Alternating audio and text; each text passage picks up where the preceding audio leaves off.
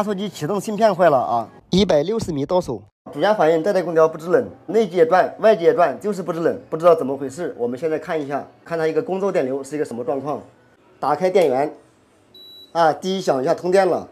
那么呢，我们拿到遥控器啊，开空调啊，老铁们看啊，这电流的话非常的大，特别的大啊，瞬间的话到零了啊，到零了，就压缩机跳掉了啊。这种情况，那么经常看我视频的人的话，一看就知道咋回事了啊。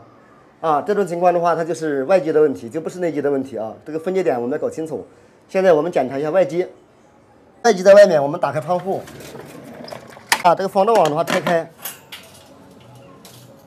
防盗网的话已经拆开了啊，这里的话有一定的位置，我们就可以做事检查了。啊，那么的话，我们的外盖打开，这种情况一般都是这个压缩机启动芯片坏了啊，压缩机启动芯片，我们拔下来看一看，啊，拔掉看一看。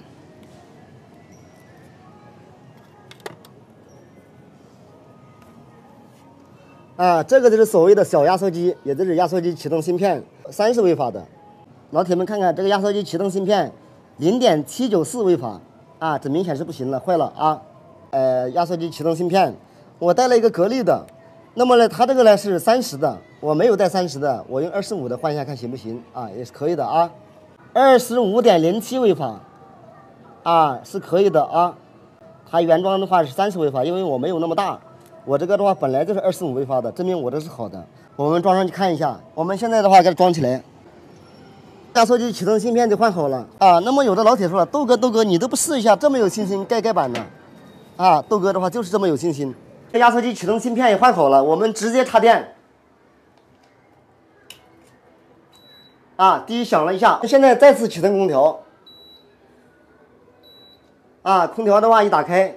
我这里已经听到压缩机一下子启动了，啊，真的是修空调的话10分钟，谈价的话半小时。刚才来的话，啊，老板问什么东西坏了，我就没跟他说什么东西坏了。其实我一来一看，心中就有数了。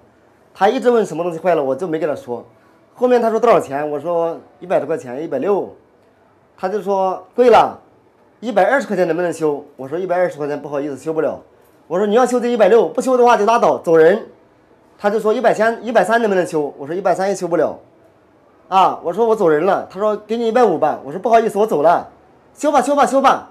啊，就弄了。现在的话制冷效果很高，很 OK。